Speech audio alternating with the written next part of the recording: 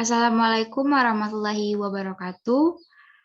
Yang terhormat Bapak Maulida Mustado, SPD MPD, selaku dosen mata kuliah Pragmatik Bahasa Indonesia. Di sini kami kelompok 8 akan membahas tentang penelitian pragmatik atau korelasi yang beranggotakan Lia Wahyuni dengan NIM 2003010030 dan saya sendiri Wiwit Junia Fevia dengan NIM 2003010064.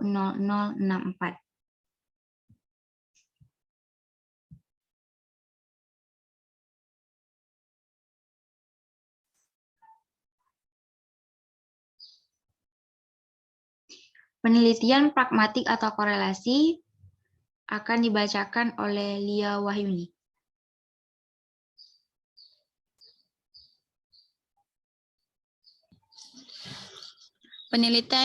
Penelitian pragmatik atau korelasi. Pragmatik merupakan cabang linguistik yang mempelajari hubungan antara konteks luar bahasa dan maksud tuturan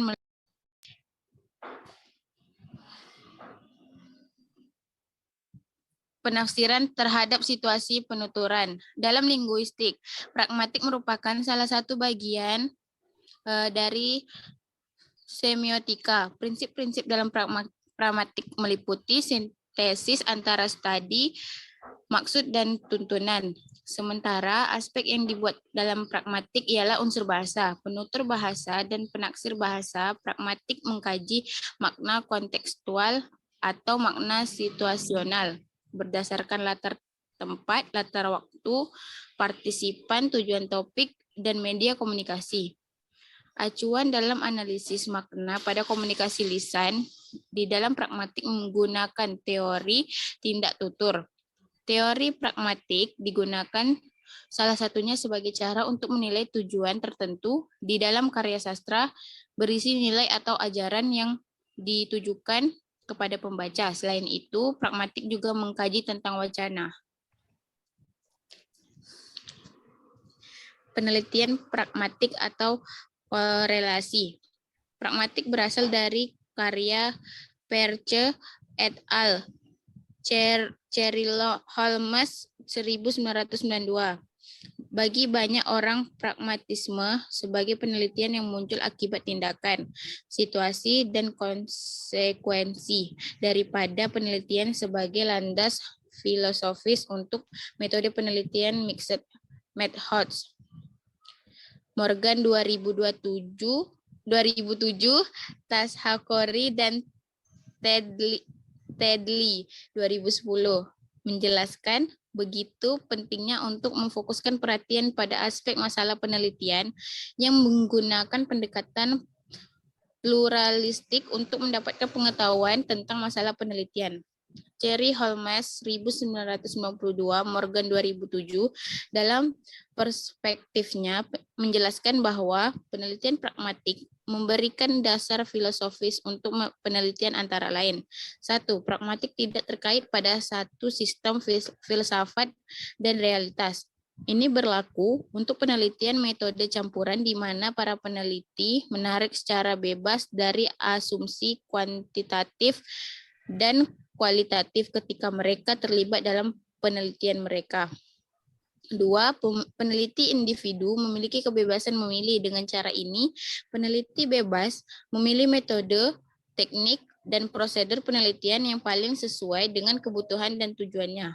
3. Pragmatik tidak melihat dunia sebagai kesatuan absolut. Dengan cara yang sama, peneliti metode campuran melihat kebanyak pendekatan untuk mengumpulkan dan menganalisis data daripada berlangganan hanya satu cara, misalnya kuantitatif atau kualitatif. Baik, yang keempat, kebenaran adalah apa bekerja pada saat itu tidak didasarkan pada dualitas antara realitas yang tidak bergantung pada pikiran atau di dalam pikiran. Jadi, dalam penelitian metode campuran, peneliti menggunakan data kuantitatif dan kualitatif, karena mereka bekerja untuk memberikan pemahaman terbaik tentang masalah penelitian. 5. Peneliti pragmatik melihat pada apa dan bagaimana melakukan penelitian berdasarkan konsekuensi yang diinginkan, kemana mereka ingin pergi bersamanya. Peneliti metode campuran perlu menetapkan tujuan untuk pencampuran mereka. Alasan mengapa data kuantitatif dan data kualitatif perlu dicampur di tempat pertama. Yang keenam, para pragmatik setuju bahwa penelitian selalu terjadi dalam konteks sosial, sejarah, politik, dan lain sebagainya. Dengan cara ini, studi metode campuran dapat mencakup giliran postmodern, lensa teoritis yang mencerminkan keadilan sosial dan tujuan politik. 7. Para agmatis percaya pada dunia luar yang tidak bergantung pada pikiran serta yang bersarang di dalam pikiran, tetapi mereka percaya bahwa kita perlu berhenti bertanya tentang realitas dan hukum alam atau Cherry Holmes 1992. Mereka hanya ingin mengubah topik pembicaraan. Rorty 1983 halaman 14. 8. Jadi, bagi peneliti metode campuran, pragmatik membuka pintu ke berbagai metode, pandangan dunia yang berbeda, dan asumsi yang berbeda pula, serta berbagai bentuk pengumpulan dan analisis data.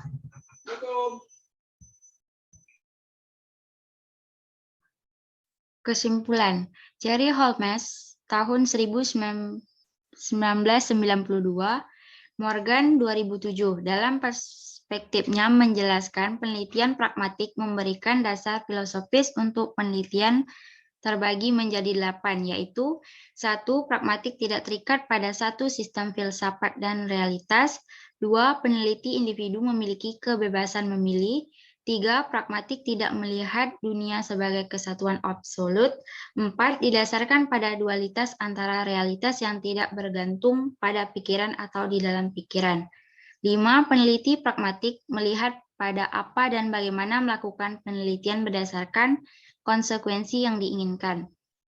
6. Para pragmatik setuju bahwa penelitian selalu terjadi dalam konteks sosial, sejarah, politik, dan lain sebagainya. 7. Para agmatis percaya pada dunia luar yang tidak bergantung pada pikiran serta bersarang di dalam pikiran. 8. Peneliti metode campuran pragmatik membuka pintu ke berbagai metode, pandangan dunia yang berbeda, dan asumsi yang berbeda pula, serta berbagai bentuk pengumpulan dan analisis data. Sekian pembahasan dari kelompok kami, terlebih dan kurang kami mohon maaf. Kami akhiri, wassalamualaikum warahmatullahi wabarakatuh.